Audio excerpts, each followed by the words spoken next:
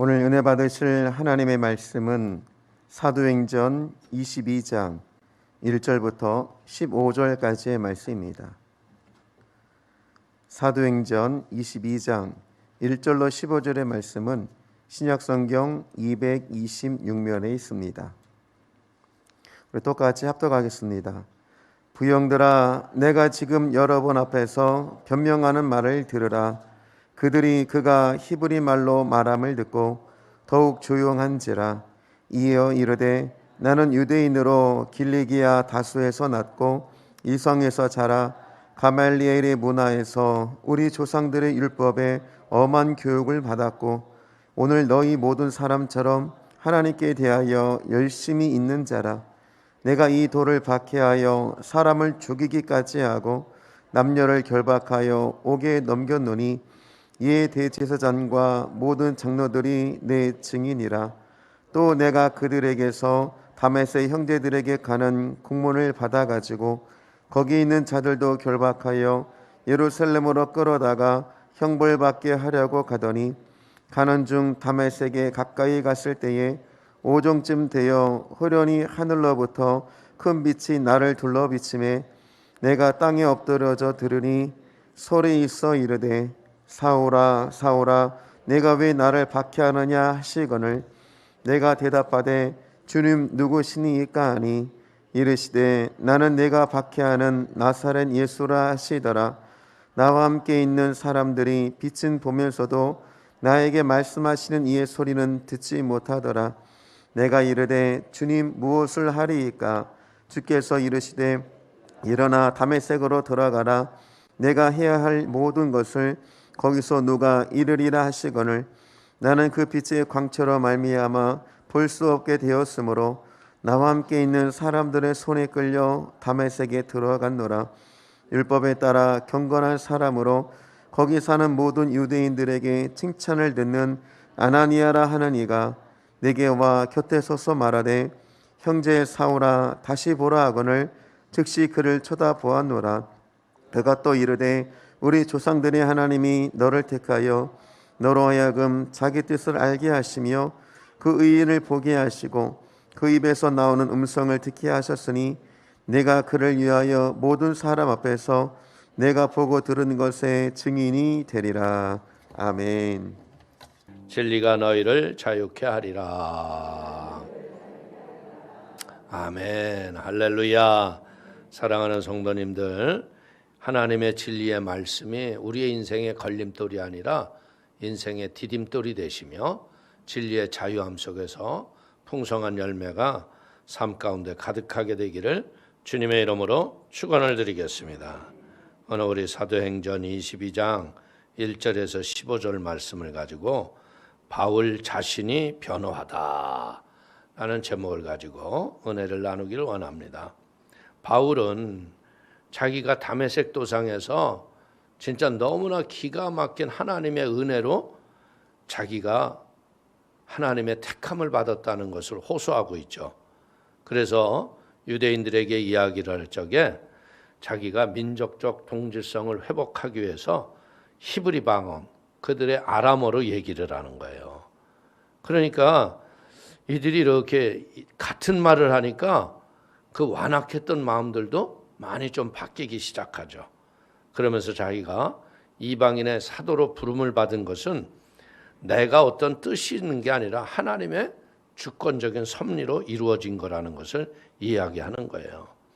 그러면서 은연중에 무엇을 얘기하냐면 너희 유대인들도 예수를 나의 구세주로 믿고 너희들도 회개하고 바로 서기를 원하는 마음을 피력하고 있는 겁니다.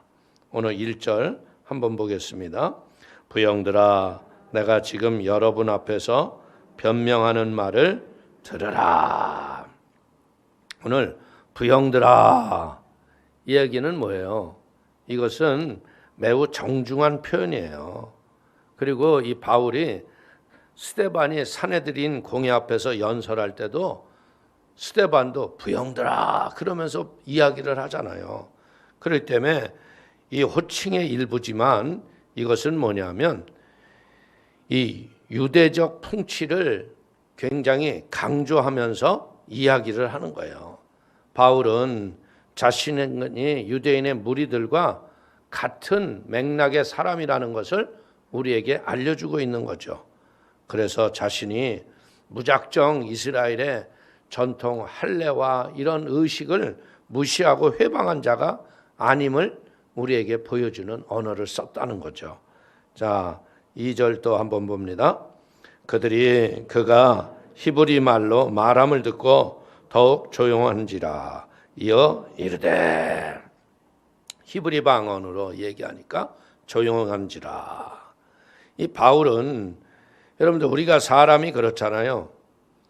이렇게 외국인이 갑자기 한국말로 뭐라고 하면 여러분들 괜히 친숙함을 느껴요, 안 느껴요? 친숙함을 느끼는 거하고 똑같은 거야. 이제 바울에 대해서 굉장히 지금 흥분돼 있잖아요. 그런 사람들 앞에 이 바울이 자기네들이 하는 아람어를 똑같이 말하기 시작하니까 무리들이 그 흥분했던 마음들이 조금 가라앉는 거예요.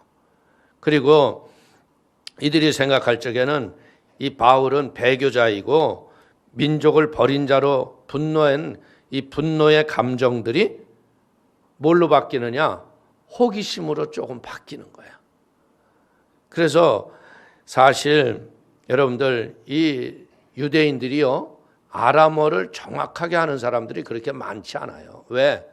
유대인들이 많이 흩어져 디아스포라로 흩어져서 살았기 때문에 이들이 그냥 어떤 사람은 헬라어를 얘기하고 그 각종 자기가 사는 나라의 말을 알기 때문에 정통 유대인들이 아람어를 한다는 게 그렇게 쉬운 일이 아니라는 거예요. 그러면서 이제 바울은 자기에 대해서 변명을 하기 시작하죠. 우리 3절, 4절 한번 읽겠습니다. 나는 유대인으로 길르기아 다소에서 났고 이성에서 자라 가말리엘 문화에서 우리 조상들의 율법에 엄한 교훈을 받았고 오늘 너희 모든 사람처럼 하나님께 대하여 열심히 있는 자라. 내가 이 도를 박해하여 사람을 죽이기까지 하고 남녀를 결박하여 옥에 넘겼노니. 이제 바울은 자기 자기 출신 배경을 말하잖아요. 우리 사람들도 그러잖아요. 처음 사람 만나면 뭐부터 물어봐요? 에? 어디 출신이요? 그러잖아. 그럼 어디 출신인데 막 고향이 같아. 그럼 막 말이 쉽게 나와, 안 나와요? 그럼 고향 어느 동네요? 그러면 이제 좀 비슷해지면 어때? 그 나이가 어떻게 돼요? 그러면 이제 나이 땅이 그럼 내 동생 뻘이네. 그럼 우리 형하고 합시다. 그럼 또 어떤 사람은 금방 예 형님 그리고 바꾸더라고. 어찌됐든 사람들에게 자신의 출신 배경을 얘기하는데 나는 유대인 중에 바리새파 출신으로 자기는 누구예요? 초대 왕을 했던 베냐민 지파의 후손이라는 걸 얘기하는 거예요. 그리고 길리기아 다소 출신이다. 이 다소는요, 작은 도시가 아니에요. 큰 도시예요. 여기에서는 카페트 문화가 발달이 됐고 천막을 직조하는 기술이 굉장히 발전한 거예요. 그래서 바울이 천막 텐트 메이커가 된 이유도 바로 여기서 태어났기 때문이라는 거죠. 그래서 자기는 어떻게 했다고요? 자기는 가말리엘 문화에서 배웠다는 거예요. 바리새파하고 양대 산맥을 이룰 정도의 그런 곳에서 자기는 배웠다는 거죠. 그리고 또 뭐라 그래요? 나는 로마의 시민권을 가진 자다. 그리고 자기가 한 일이 뭐냐? 죄가 아닌 무죄한 그리스도인들을 잡아들이는 일을 내가 했다. 일반적으로 볼 적에는 유대인들은 그리스도인들은 죄인이라고 생각하는데 바울은 뭐래요? 무죄한 그리스도인들을 잡아들이는 일에 내가 열심을 다했습니다. 이 일을 하는 거야. 우리는 분명한 것이 뭐냐면 훌륭한 가문과 학문적 배경이 있다고 해서 그 사람이 참 신앙인이 되는 것은 결코 아닙니다. 좋은 학벌보다도요, 사람 자체가 거듭나야 되죠. 그리고 바른 신앙과 바른 정신을 가져야 온전한 열매를 맺는 걸 믿기를 바랍니다. 우리가 예수를 믿어도요, 내 안에 예수님과 인격적인 교제가 없는 사람들은 어떻게 돼요? 도리어 그게 우리의 해가 될 수 있다는 거예요. 갈라디아서 1장 13절 이하를 보십시오. 내가 이전에 유대교에 있을 때 행한 일을 너희가 들었거니와 하나님의 교회를 심히 박해하여 멸하고 내가 내 동족 중 여러 영갑자보다 유대교를 지나치게 믿어 내 조상의 전통에 대하여 더욱 열심히 있었으나.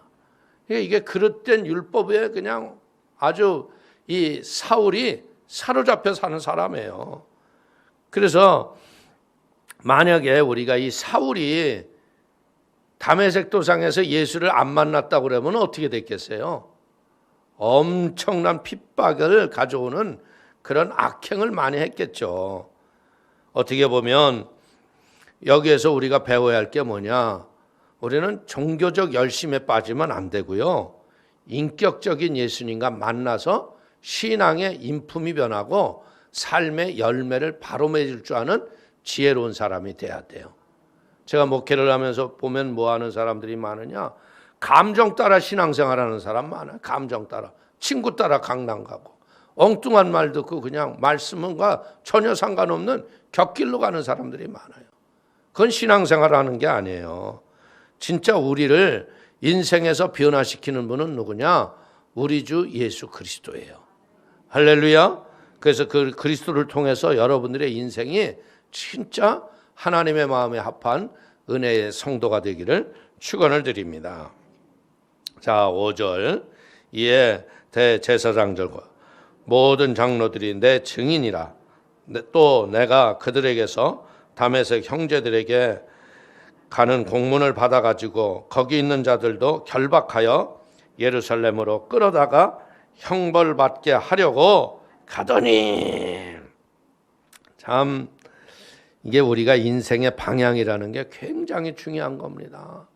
내가 가는 길이 옳은지 그른지도 모르고 이게 옳다라고 생각하다가 얼마나 잘못된 일을 저지를 때가 많아요.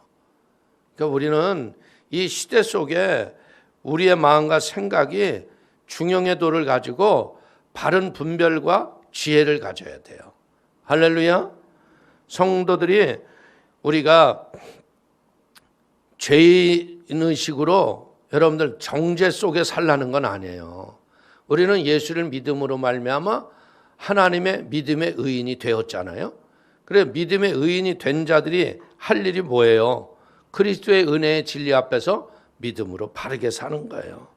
그런데 지금 이 사울이 무엇하는 겁니까? 남녀를 결박해서 옥에 갖다 넘기고 심지어 뭐예요? 다메섹까지 가가지고 그리스도인들을 강제로 붙잡으려고 가는 거예요. 근데 이 사울이 다메섹에서 예수를 만나고 믿음의 은혜를 받은다면 뭐라고 얘기해요? 내가 죄인의 괴수다. 이 죄인의 괴수라고 얘기하는 건 뭐예요? 그의 마음과 심령 속에 빚진 자의 마음이 늘 가슴 속에 있었다는 거죠. 우리 구원받은 성도들은요, 우리가 확실히 아는 건 뭐예요? 우리는 구원받은 믿음의 의인들입니다. 그러나 우리가 잊지 말아야 될 게 뭐냐면 내가 구원받은 의인이라고 해서 오만과 자만에 빠지면 안 돼요. 우리는 그리스도의 은혜에 진짜 하나님의 은혜에 빚진 자의 가슴을 가지고 하나님이 주신 구원의 은혜가 감사하기 때문에 어떻게 돼? 오늘도 더 낮은 자리에서 겸손하게 주를 섬기는 지혜가 있기를 축원을 드립니다. 자, 6절. 가는 중 다메섹에 가까이 갔을 때 오정쯤 되어 호련히 하늘로부터 큰 빛이 나를 둘러 비치매. 이 오정이니까 햇살이 워낙에 셌을 거 아니에요. 근데 그 밝은 빛보다 더 큰 빛. 여러분들 우리의 이 은혜의 빛이라는 것은 이런 밝고 어둠의 빛이 아니라는 거예요. 인간이 느낄 수 없는 생명의 빛이 들어오면 어떻게 돼요? 그 생명의 빛은 죄와 악을 드러내는 은혜의 빛이다. 우리도 그렇지 않아요? 우리가 늘 대낮에서 이렇게 살아가도요, 이런 하나님의 생명의 은혜의 빛이 오기 전까지는 이 죄가 무엇이 죄인지를 모르고 살았잖아. 근데 그리스도의 은혜의 빛이 내 영혼 속에 딱 들어오니까 예수 믿지 않는 게 죄라는 걸 알게 되잖아요. 할렐루야. 오늘 사랑하는 성도님들, 이 이스라엘 백성들은 보면 뭐 하는 거예요? 이 생명의 빛 대신 예수님이 오셨어요. 그런데 예수님을 영접하지도 않고 그를 십자가에 못 박아 죽였습니다. 그래서 이스라엘의 역사를 우리가 보는 게 뭐예요? 2000년 동안 나라 없이 유리방황을 하잖아요.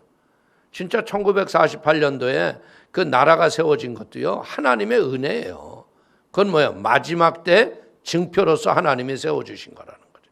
그렇기 때문에 우리는 생명의 빛 앞에서 날마다 내 영혼을 믿음으로 점검하고 지혜로 승리하기 위해서 성령 충만을 받기를 축원을 드리겠습니다. 자, 7절 보겠습니다. 내가 땅에 엎드려져 들으니 소리 있어 이르되 사울아 사울아 내가 왜 나를 박해하느냐 하시거늘. 야, 이게 빛이 너무나 밝으니까 그 말에서 떨어져 쓰러진 거예요. 근데 뭐 하는 거예요? 예수님의 음성이 들리는 거예요. 근데 문제는 뭐예요?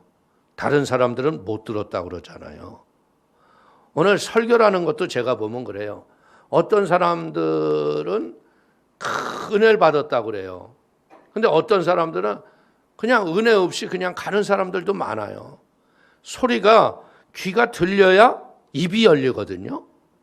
근데 듣지 못하는 사람이 너무나 많은 거예요.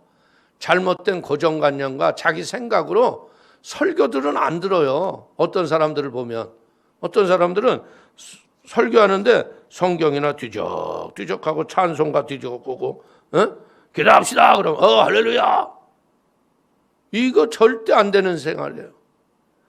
우리가 진짜 소리가 들릴 때까지요, 믿음의 집중력을 여러분들이 갖게 되기를 축원을 드립니다. 아이들을 기를 때도 보세요. 아이들이 어때요? 부모님 말씀 잘 들어요, 안 들어요? 왜? 부모님의 얘기는 늘 같은 얘기 아니야. 설교도 늘 같은 얘기예요. 별 크게 막 날마다 막 깜짝 놀랄 간증, 기적 이거 아닙니다. 그렇게 신실하게 믿음으로 같은 일을 하다 보면 살면서 생각지도 못했던 은혜를 체험하는 거죠. 할렐루야. 그래서 우리는 이 마음이 준비된 자가 하나님의 말씀이 들려지는 걸 깨닫기를 축원을 드립니다. 어떻게 보자면 이 사울 자신이요, 자기가 밝은 빛에 떨어졌는데 사울아 사울아 네가 어찌하여 나를 핍박하느냐. 이게 이 깨달음이 마음속에서 벌써 늘 이 사울의 가슴 속에 뭐가 있었느냐. 스데반이 돌에 맞아 죽는데 스데반이 뭐라 그래요? 주님, 저들이 하는 걸 알지 못합니다. 저들의 죄를 용서하여 주옵소서. 그러면서 이 핍박하면서 느끼는 게 뭐냐면 예수 믿는 사람들이 잡히거나 뭐 이런 거에 대한 두려움이 없는 거예요. 너무 당당한 거예요. 죽음 앞에서도 뭐 죽음 건너편에 또 다른 것을 붙잡은 것처럼 너무나 당당했기 때문에 이 바울의 마음속에 늘 자기가 물어보고 이게 뭐지 이런 게 있었던 거죠. 그러다 보니까 이제 무엇하는 거예요? 보이지 않는 세계의 은밀한 하나님의 음성을 듣게 됐다는 거예요. 보십시오. 모세가 떨기나무 앞에 섰을 때 하나님이 뭐라고 그래요? 네가 쓴 것이 거룩하니 신을 벗어라. 근데 이 소리가 안 들렸으면 신 못 벗었을 거 아니에요. 근데 모세가 하나님의 음성을 듣는 귀가 열렸기 때문에 하나님의 음성을 듣다 보니까 어떻게 돼요? 하나님 앞에 쓰임 받는 거예요. 사랑하는 성도님들, 진짜 이렇게 하나님의 음성을 듣고 말씀을 듣기 위해서 이렇게 예배에 열심을 함으로 인해서 우리의 삶 속에 하늘의 뜻을 발견하며 주의 은혜의 승리가 있기를 축원을 드립니다. 베드로가 밤이 새서 그물을 던졌지만 빈 배였잖아요. 근데 예수님께 잠깐 배를 빌려드렸는데 예수님이 말씀이 끝난 다음에 뭐래요? 네가 저 깊은 데 가서 그물을 던져라. 그래서 만선이 되잖아요. 근데 그때 베드로가 돌아오면서 하는 얘기가 뭐예요? 야, 예수님 나 대박 터졌네요. 내 친구까지도 가득 찼네요. 이 얘기가 아니잖아. 베드로의 고백은 뭐요? 주여 나를 떠나소서. 나는 죄인이로소이다. 오늘 우리가 발견하는 것 중에 하나가 뭐냐? 하나님의 임재와 그분의 살아계심을 깨달을 적에 우리가 늘 깨닫는 게 뭐냐면 죄인된 자신을 발견하고 믿음으로 변화되는 걸 믿기를 축원을 드리겠습니다. 백부장이지만 고넬료는 뭐예요? 여러분들 베드로를 초청해서 자기 집에서 예배를 드릴 적에 어떻게 하고 있어요? 무릎을 꿇고 말씀하옵소서 듣겠나이다. 여러분들 백부장인데 뭐 베드로에게 뭐가 꿀릴 게 있겠어요? 의자에 버젓이 앉아서 한번 설교해 보쇼. 이럴 수 있잖아요. 저도 수많은 집을 신방을 다녀봐요. 그 별의별 사람 다 만나봐요.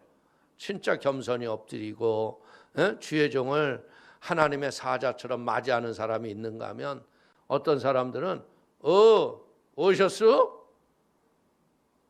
악수하고 예배 드립시다 그러면 뭔 예배는 뭔 얘기야. 얘기나 하고 끝냅시다. 우리 뭐 그렇게 큰 인생 문제 없는데 예수를 아직도 못 만난 증거 아니에요? 그리고 더 불쌍해 보여지죠. 우리는 알아야 돼요. 겸손한 자만이 들을 수 있는 게 하나님의 음성이다. 할렐루야. 자, 8절 보겠습니다.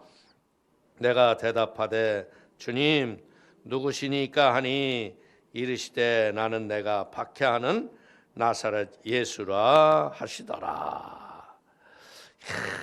예수님이 네가 왜 날 핍박하냐고 이 소리를 들었었어. 오늘 여기에서 이 사울과 예수님의 관계 속에서 우리가 배우는 게 뭐냐? 예수님과 우리 한 분 한 분의 성도들은 뭐예요? 영적인 신비한 연합을 통해서 우리가 끊을래야 끊을 수 없는 사랑의 띠로 묶여 있는 걸 믿기를 축원을 드리겠습니다. 그래서 우리가 깨닫는 게 뭐예요? 예수님이 나를 위해서 죽기까지 하셨어. 나를 죽기까지 하면서 나를 사랑하셨어. 감사해요, 안 감사해요? 감사하죠. 그러니까 그분이 그 피 한 방울, 땀 한 방울을 통해서 우리를 구원하셨어. 그러니까 그 사랑에 우리가 순종하면서 믿음으로 살아가는 지혜를 갖는 것, 이게 성도의 마땅한 자세인 걸 믿기를 축원을 드립니다. 그래서 이 예수님이 온전히 들어오셔서 사람을 바뀌어 놓으면 어떻게 돼요? 내가 바뀌어요. 그래서 이 예수의 생명이 그 지역과 사회 속에 싹 들어오면 어떻게 돼요? 사회가 바뀌어요. 그래서 어떻게 돼요? 예수 믿지 않고 완악했던 사람들마저도 다 바꿔놓는 게 예수의 생명운동인 걸 믿기를 축원을 드리겠습니다. 보십시오. 사울은요, 예수 믿는 사람들을 잡아서 굴복시키고 핍박했는데 지금 이제 정작 무너지고 꼬꾸라진 게 누구예요? 핍박했던 사울이 꺾어지는구나. 우리 이 시대를 살아가면서요, 우리 사랑하는 성도님들 한 분 한 분이 진짜 예수를 바로 알고 신앙으로 온전히 서는 믿음의 축복의 성도가 되기를 축원을 드리겠습니다. 자, 9절. 나와 함께 있는 사람들이 빛은 보면서도 나에게 말씀하시는 이의 소리는 듣지 못하더라. 그 광렬한 생명의 빛은 다 같이 봤어요. 근데 문제는 뭐예요? 사울아, 사울아, 네가 어찌하여 나를 핍박하느냐 하는 이 핍박의 소리는 다른 사람들은 못 들었다는 거예요. 오늘 이 하늘의 음성을 듣고 말씀을 따라 죄 많은 세상 믿음으로 살아가는 거, 이게 진정한 축복이구나. 할렐루야. 여러분들, 세상 사람들이 우리에게 뭐라 그래요? 야, 너 뭐 그렇게 힘들게 그렇게 사냐? 에? 야, 그냥 그 좋은 게 좋은 거 아니냐? 이럴 때는 우리 같이 이렇게 하고 너는 교회 가서는 또 이렇게 해. 여러분들, 이런 사람들이 많잖아요. 근데 그때 우리가 넘어가야 돼, 안 넘어가야 돼? 안 넘어가야죠. 수많은 유혹이 얼마나 많은지요. 그게 뭐냐면 마귀가 사람을 통해서 우리를 잡아뜨리려고 그러는 거야. 근데 우리가 신앙생활하면서 이런 잘못된 죄에 넘어지면 어떻게 돼요? 그 죄에 가로막힌 다음에 하나님과 나 사이를 점점 벌러놓게 돼요. 그 때문에 할 수만 있다면 이제 우리는 하나님의 음성이 들려졌던 것으로 인해서 어떻게 돼요? 그 말씀을 따라가는 순종하는 사람이 되기를 축원을 드립니다. 사울을 보세요. 이 예수의 음성을 듣고 난 다음에 자기가 죄인의 괴수라고 한 뒤로부터는 예수 믿는 사람들을 잡거나 핍박하는 일에 가담하지 않아요.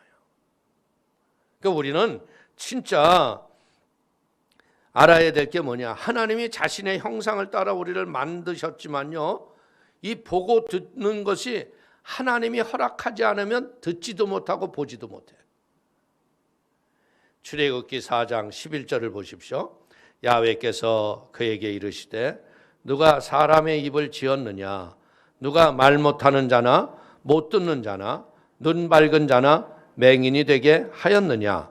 나 야훼가 아니냐? 이게 뭐 하는 얘기야? 모세가 내가 입술이 둔탁해서 말 못하겠다고, 하나님 일 못하겠다니까 입을 지은 자가 누구냐? 여러분들, 이 예수 안에서 우리가 순종하면요, 예수를 믿으면 사람들이 그러잖아요. 아유, 예수쟁이들은 말로는 못 당해. 이게 말로만 못 당하는 게 아니라 성령을 못 이기는 거예요. 우리는 하나님이 주시는 성령의 지혜 때문에 우리가 말하는 게 아니라 성령이 우리의 입술을 주장하여 우리의 혀에 합당한 말을 주시는 거예요. 할렐루야.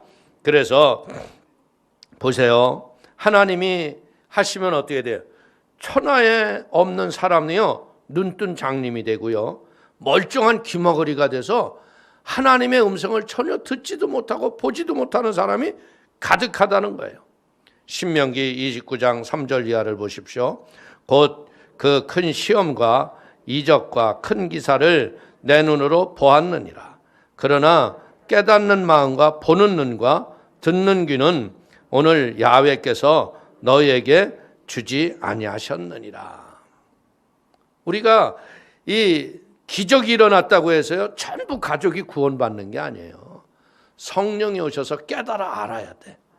저는 부인이 암병에서 일어나고 죽을 병에서 살아나고 막 역사가 일어나도 남편은 얼마나 뻔뻔하게 예수 안 믿는지 몰라. 아니, 눈으로 보고도 이렇게 안 믿어져요? 아, 됐어요. 나는 내가 알아서 해요. 때가 되면 갈게요. 이게 뭐냐면 하나님이 허락해 주셔야 돼. 눈과 귀와 입을 보게 하고 듣게 하시는 그 은혜를 하나님이 허락하셔야 되기 때문에 우리 성도님이 해야 할 일이 뭐예요? 기도해야 한다는 거야. 우리가 기도해야 기도의 양이 하늘에 딱 쌓이면 어떻게 해요? 때가 되면 그 기도 바구니가 싹 쏟아지면 어떻게 돼요? 응답이라는 걸 우리가 삶 속에서 받는 거예요. 할렐루야. 그러니까 우리가 이렇게 주의 전에 와서 말씀 듣고 앉아 있는 거, 이거 복 받은 거구나. 할렐루야. 세상 사람들은 여러분들 예배당 가는 걸 갖고 뭐라 해? 아이고, 할 일 없어서 맨날 넌 거기 가서 앉아 있냐? 미쳐도 단단히 미쳤다 그래요. 근데 제대로 미쳤어요. 세상에 미쳐봐요. 진짜 여러분들 잘못된 것에 미치면 귀신에게 속으면요, 부적 하나를 내가 전에도 얘기했잖아요. 5천만 원짜리를 내가 태워본 적이 있다고. 그 사람이 그걸 태우는데 벌벌 떨어. 자기 죽는 줄 알고. 이까짓 게 뭐냐. 그 내가 펴서 보여줬어요. 이거 빨간 잉크로 지 멋대로 그린 거야. 나도 이건 그릴 줄 안다. 이거보다 더 무서운 게 뭔 줄 아니? 예수의 피야. 예수의 피가 흘러내리면 네 영혼이 살아나. 그렇게 막 그냥 그 죽음 직전에 갔던 사람이 그거 태우고 나더니 진짜 하나님 치료가 급속히 일어나더라. 할렐루야. 자, 10절 보십시오. 내가 이르되 주님 무엇을 하리이까? 주께서 이르시되 일어나 다메섹으로 들어가라. 내가 해야 할 모든 것을 거기서 누가 이르리라 하시거늘. 이제 사울이 뭐 하는 거예요? 이제 순종하겠다는 마음을 가지고 하나님 앞에 여쭙는 거예요. 오늘 신앙이라는 건 뭐냐? 내가 하나님의 음성을 듣기 위해서 하나님 앞에 말씀을 들려주시옵소서 하면 절대 하나님이 안 들려줘요. 어느 때? 하나님 말씀하시옵소서. 내가 행하겠나이다. 내가 순종하겠다는 의지를 가지고 주님 말씀대로 살겠다는 결단을 하는 순간 하나님의 음성이 들리는 거야.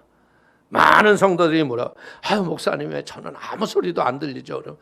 그냥 알려줘도 지금도 순종하지 않으니까 하나님이 더 이상 들려줘봤다 잔소리로 들리는 거야. 여러분들 그래요 안 그래요? 자식들도 이게 딱 말을 잘 들으면 자꾸 가르쳐 주잖아. 근데 아예 이것도 안 하면 어떻게 돼? 말하는 게 귀찮아. 네가 알아서 해라. 네가 알아서 해. 네 인생 네 거니까 이제 나도 두 손 두 발 다 들었어. 알아서 해 임마. 이렇게 되는 거야. 그러니까 여러분들 듣는 귀를 듣기 위해서는 뭐 해야 돼요? 듣기 위해서 말씀하시옵소서. 내가 말씀대로 살겠나이다. 이런 순종의 의지가 있어야 된다는 거예요. 우리의 믿음의 길은 뭐예요? 자기 부인에서부터 시작되는 거예요. 그래서 마태복음 16장 24절을 보십시오. 이에 예수께서 제자들에게 이르시되 누구든지 나를 따라오려거든 자기를 부인하고 자기 십자가를 지고 나를 따를 것이니라. 내 강한 의지, 내 뜻, 내 생각, 이게 강한 사람들은 복음의 소리가 들려 안 들려? 절대 안 들려. 내 뜻대로 사는 거야 그냥. 근데 진짜 내 삶의 주인이 예수님이십니다. 이 고백을 하는 순간, 주인이 바뀌는 순간 신앙은 바른 궤도에 올라가는 거예요. 우리의 주인은 누구세요? 나의 주인은 예수님이에요. 믿습니까? 아직도 내 주인이 나예요. 그런 사람은 어떻게 돼요? 교회를 다니기는 다녀도 내 생각대로 계속하는 거야. 아, 저 목사님 말은 참 잘한다. 이러고 지나가는 거예요. 그 때문에 바울이 그리스도와 함께 십자가에 죽었잖아요. 그래서 자기 부인한 흔적을 가지고 고백한 것이 뭐예요? 그게 갈라디아서 2장 20절입니다. 한번 읽겠습니다. 내가 그리스도와 함께 십자가에 못 박혔나니 그런즉 이제는 내가 사는 것이 아니요 오직 내 안에 그리스도께서 사시는 것이라. 이제 내가 육체 가운데서 사는 것은 나를 사랑하사 나를 위하여 자기 자신을 버리신 하나님의 아들을 믿는 믿음 안에서 사는 것이라. 아멘. 십자가와 함께 내 과거의 옛사람은 죽은 거예요. 그리고 우리는 그리스도의 보혈의 놀라운 부활의 생명의 능력을 가지고 우리는 다시 태어난 거예요. 그래서 이제는 내가 사는 것이 아니라 내 안에 계신 그리스도께서 사시는 것이라. 할렐루야. 이런 믿음의 의로움으로 바로 서는 성도가 되기를 축원을 드립니다. 그래서 우리가 말씀에 대한 바른 반응은 어떻게 해야 돼요? 생명을 누리고 사는 축복이 우리에게 오는 걸 믿기를 축원을 드립니다. 이제 신앙생활 할 적에요. 자기주도적으로 자기 중심으로 일을 하지 마세요. 우리가 쉽게 얘기하면요. 뭔가 교회에다가 이렇게 헌금을 하든 물질을 드리든 뭘 했으면 그냥 드리면 드린 걸로 끝내야 돼. 근데 드렸는데 궁금해. 그거 어떻게 썼어? 이렇게 해서 다 간섭하면 교회가 될까 안 될까? 안 되는 거예요. 그냥 하나님께 드렸으면 내 중심에서 떠났으면 주님께 맡기는 거야. 그걸 그냥 콩나라, 판나라, 미주알, 고주하라면 어떻게 돼요? 사람들이 결코 반기지 않아. 아우, 저 사람은 왜 저래? 지가 하면 얼마나 했다고 왜 이렇게 사람을 힘들게 해? 이런 사람 되는 거예요. 그렇기 때문에 할 수만 있다면 이제는 뭐예요? 말씀 중심, 십자가 중심, 교회 중심, 하나님 중심으로 믿음으로 맡기고 승리하기를 축원을 드립니다. 보세요. 세리장이었던 삭개오가요. 예수님을 만나면서 구원이 내 집에 이르렀다. 그러니까 삭개오가 뭐라고 그래요? 내 집의 재산을 절반을 하나님께 드리고 내가 누이 것을 잘못 갖고 온 것이 있다면 그것을 4배나 해서 갚겠나이다. 어떻게 보면 여러분들 이 인생의 주인이 완전히 바뀐 거야. 삭개오는 이제까지 주인이 누구였어요? 재물이었어요. 여러분들이 알다시피 그 로마 시대에는 어떻게 하냐면 이 세리장이 거기 로마의 관원들과 계약을 하는 거예요. 쉽게 얘기하면 내가 이 남양주 전체에 세금을 거둘 수 있는 권한이 있어. 그러면 여기에서 이제 로마 관원이 야 100억을 올해 걷어내. 그러면 세리장이 200억을 걷든 300억을 걷든 그건 상관이 없어.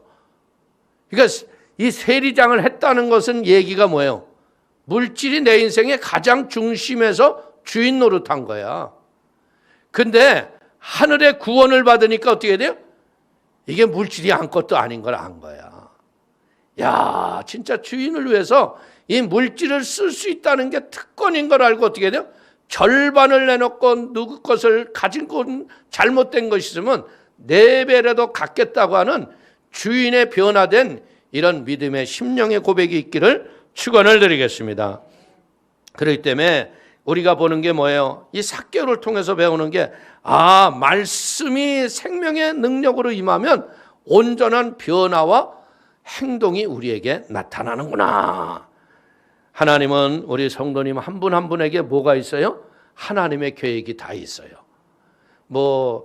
나는 나이 먹고 은퇴하고 나는 나이 먹고 이제 아무것도 할 일도 없어. 아니에요. 하나님의 계획이 다 있습니다. 보십시오. 모세는 몇 세부터 썼어요? 80부터 썼어요. 그렇기 때문에 우리가 무엇하겠어요? 이제 하나님 앞에 믿음으로 기도하고 하나님 나를 향하신 하나님의 뜻을 깨닫게 하여 주시옵소서. 보십시오. 요셉이 그냥 종으로 팔려간 게 아니잖아요. 요셉을 뭐 하려고?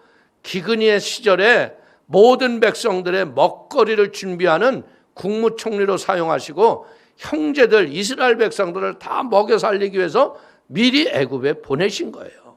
할렐루야. 때문에 우리는 예수 믿는 우리 모두는 뭐 했어요? 이제 자꾸 이 세상을 따라서 그냥 할 일 없어서 예배당 오는 게 아니에요. 사명을 돈독히 하고 믿음의 권능을 얻기 위해서 주 앞에 나오십시오. 그래서 여러분 손에 뭐가 있어야 돼? 철장의 권세를 받는 거야. 우리 성도님들이 기도할 때 귀신이 쫓겨나가고 병든 자가 치료를 받으며 하늘문이 열려지는 축복의 역사가 일어날 걸 믿기를 축원을 드리겠습니다. 자, 11절 보십시다. 나는 그 밑에 광채로 말미암아 볼 수 없게 되었으므로 나와 함께 있는 사람들의 손에 끌려 다메섹에 들어갔노라. 참 이 바울이 이제 주인을 바꿨잖아요. 이제 다메섹으로 들어가라. 그러니까 어떻게 돼요? 아무도 알지 못하는 사람 손에 의해서 다메섹으로 끌려 들어가는 거예요. 만약에 여러분들 이게 마음의 상태가 바뀌지 않았다면 이 사울이 어디로 가자고 그랬겠어요? 예루살렘 글로 다시 돌아가자 그랬겠죠. 자기가 왔던 처소로 가자 그랬을 거예요. 근데 이제 뭐예요? 다메섹에 아는 사람도 없어요. 자기를 인도해 줄 사람도 없어요. 그럼에도 불구하고 예수님이 너 다메섹에 들어가면 너를 인도할 자가 있으리라. 너에게 말해줄 자가 있으리라. 오늘 어떻게 보자면 우리가 주인이 바뀌었다는 건 뭐예요? 이제 신랑 되신 예수님께 우리가 새로운 신방을 꾸리고 그분과 함께 사는 새 생활이 시작된 걸 믿기를 축원을 드립니다.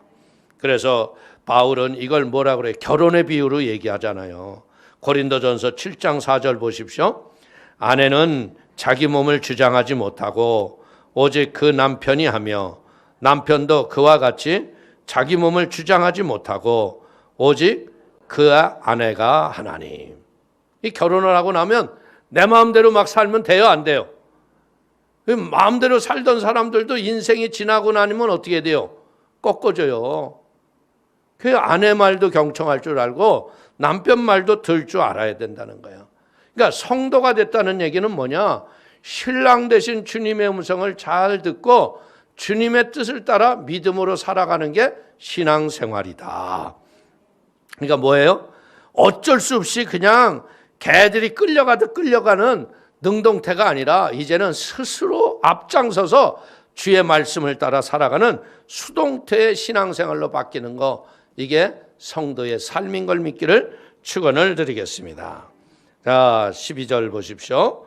율법에 따라 경건한 사람으로 거기 사는 모든 유대인들에게 칭찬을 듣는 아나니아라 하는 이가. 여러분들, 이 아나니아는 뭐예요? 경건의 거룩한 삶을 살았기 때문에 이웃과 사람들에게 본이 되는 칭찬 듣는 복 있는 삶을 살았다는 거예요. 신앙생활을 하면서요, 사람들에게 손가락질 받고 관계가 잘못된 건 그건 뭐예요? 예수님이 잘못이 아니라 그 사람의 잘못이라는 거죠. 잠언서 16장 7절을 보십시오. 사람의 행위가 야훼를 기쁘시게 하면 그 사람의 원수라도 그와 더불어 화목하게 하시느니라. 그러니까 우리가 세상 살아가는 동안 경건의 아름다운 신앙의 모습과 덕을 갖추는 이런 건덕의 삶이 조화를 잘 이루어야 돼요. 그래서 경건과 건덕은 성도됨을 지탱해주는 수레바퀴와 같은 거야. 어느 하나만 강해도 안 돼요. 경건의 모습만 가져도 안 돼. 그럼 율법주의자로 빠지는 거예요. 그래서 세상 사람들에게 막 좁게만 하고 덕을 세우겠다고 해서 경건의 모습이 없이 그냥 야 사람들하고 같이 잘 살아야 되니까 저들이 한 잔 먹자 그러면 한 잔도 먹고 돈 내기 고스톱도 치자 그러면 한 판도 쳐주고 이거 어떻게 보면 괜찮은 것 같잖아. 근데 그게 아니라는 거예요. 버려야 할 것은 버리고 경건과 거룩함이 조화를 이루고 살아라. 여러분들 자동차가 보면요. 자동차를 바람을 넣을 적에 보면 그 바람을 넣고 체크를 해요. 왜? 바람이 왼쪽 오른쪽이 바람 차이가 있으면 갑자기 브레이크를 잘못 밟았을 적에요. 차가 돌아서 전복이 될 수가 있어요. 그 때문에 여러분들이 자동차 끄는 사람들은 뭐예요? 가끔 점검을 해줘야 돼요. 바람, 타이어 압이 맞나 안 맞나, 공기압이 다 네 바퀴가 일정한가. 그래서 이 차에서 좋은 차들은 그걸 알려줘요. 지금 어떤 쪽 바퀴 바람이 이상이 있습니다. 가서 점검하십시오. 그래서 가서 보면 기가 막혀. 빵꾸가 났더라고. 그 모르고 다니면요. 뭐 한 바퀴 바람 빠졌다고 큰일이야. 근데 그게 아니에요. 바람이 한쪽에 쭉 빠져 있으면 브레이크를 콱 밟을 적에 그쪽으로 차가 휙 쏠리다 보면 차가 뒤집어지면 어떻게 큰일 나잖아. 그러니까 우리의 신앙도 마찬가지예요. 거룩함과 우리가 이웃과의 관계에 이런 덕 있는 삶이 조화를 잘 이루는 복 있는 성도가 되기를 축원을 드립니다. 자, 13절 보십시오. 내게 와 곁에 서서 말하되 형제 사울아 다시 보라 하거늘 즉시 그를 쳐다보았느니라. 참, 이 아나니아도 이게 할 짓이었겠어요. 그래서 여기 말고 딴 데서 그러잖아요. 아나니아가 물어보잖아요. 그 사람 예수 믿는 사람 잡으러 다니는 사람 아니냐고. 나 거기 가기 싫다고. 여러분들 솔직히 그렇잖아. 그런 사람한테 가서 무슨 안수야. 그냥 몽둥이 찜질러 약이지. 그런 놈은 가서 그냥 먼 눈 아예 빼버리고 오겠습니다. 이럴 수도 있지. 그런데 아나니아가 어떤 사람이에요? 착한 사람이다. 착한 사람. 여러분들 우리가 살아가는 날 동안 이 원수의 관계를 맺는 것은 십자가 신앙이 아닌 거예요. 어떤 사람들 그런 사람이 있어요. 목사님 참 죄송합니다. 내가 뭐라고 그래도요. 이것만큼은 나한테 하지 말라고 그랬어요. 내가 이 사람만큼은 용서 못합니다. 그럼 그거 잘못된 신앙인 거예요. 그것마저도 용서해줘요. 여러분들 아나니아가 믿는 자에게 적지 아니 해를 끼친 사울을 알아요. 그러니까 어떻게 해야 돼요? 주님이 명령을 하니까 그냥 가서 사울을 만나고 어떻게 해요? 형제여 그러잖아. 여러분들 이게 쉬운 얘기일까? 이게 성경을 보면서 우리는 너무나 굉장히 어려운 일을 성경은 글로 썼기 때문에 굉장히 단순하게 표현을 한 거야. 그러나 원수 같은 자에게 형제여 했던 이유가 뭐냐? 결국은 아나니아도 예수를 알지 못했대. 나도 너 같은 삶을 살았던 사람인데 내가 조금 앞서서 왔던 것뿐이지 당신도 이제 하나님 은혜 아래 우리의 형제입니다. 그리고 안수해 주니까 어떻게 돼요? 비늘 같은 것이 벗어지고 보게 되었다는 거예요. 오늘 여기서 우리가 보는 게 뭐냐? 십자가의 신행과 유대인의 신앙의 차이를 보는 거예요.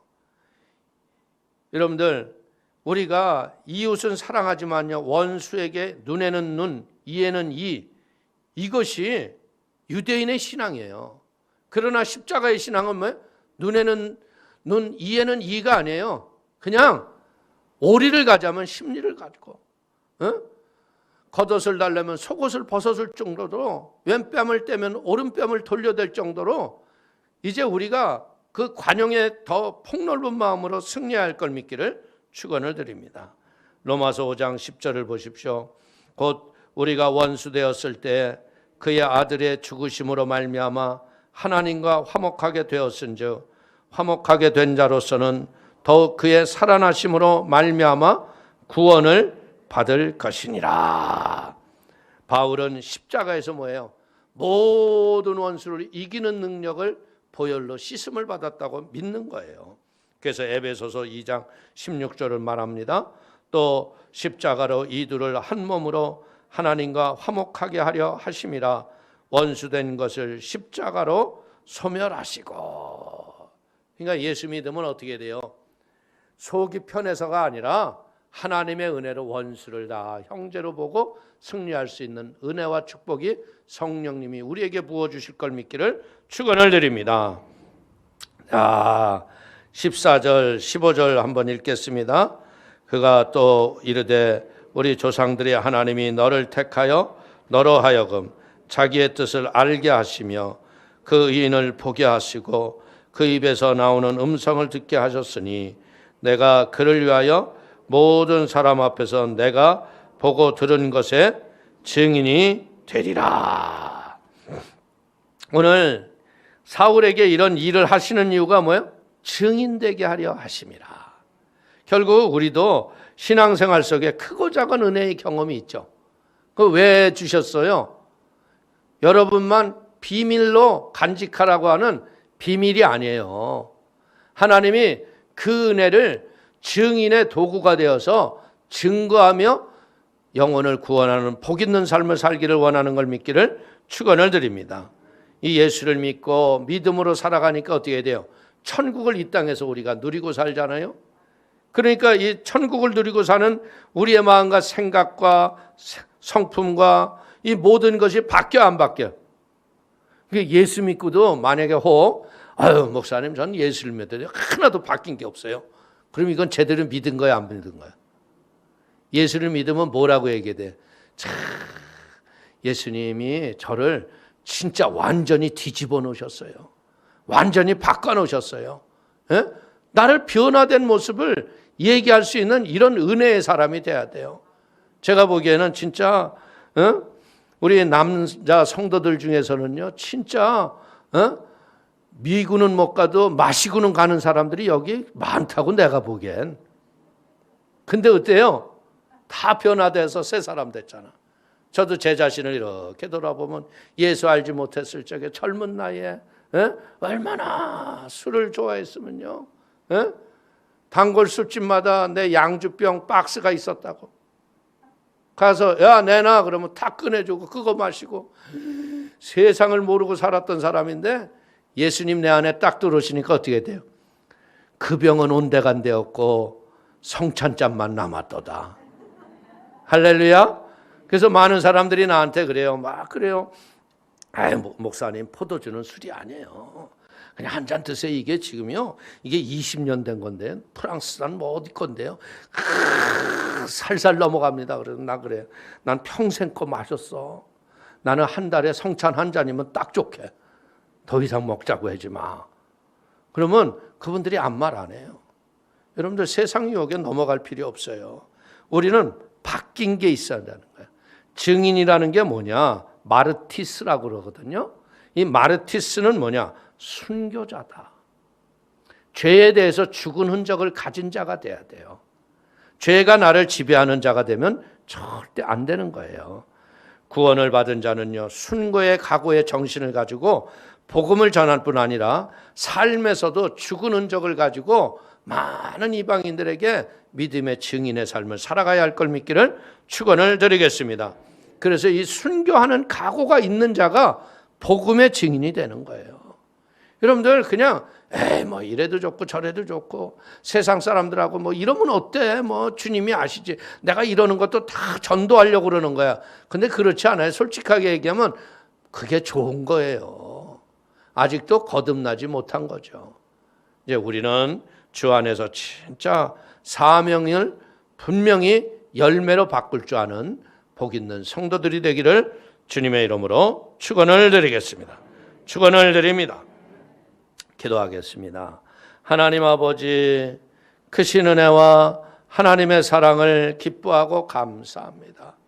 아버지, 사랑하는 성도들이 믿음으로 나와 예배하는 머리마다 성령의 기름을 부어주시고 은혜의 지혜를 더하여 주시어서 아버지 주 오실 날이 가까운 이 마지막 때에 순교자의 정신을 가지고 복음의 열매를 맺는 축복의 사람이 되도록 기름 부어 주옵소서. 우리의 영혼의 날마다 성령님이 함께하여 주시어서 특별히 악한 것들이 횡행하는 이때 더러운 것들 들어오지 못하게 하시고 예배의 자리에서 승리하는 복 있는 성도가 되도록 축복하여 주옵소서. 예수님의 이름으로 축복하기도 올려옵나이다. 아멘.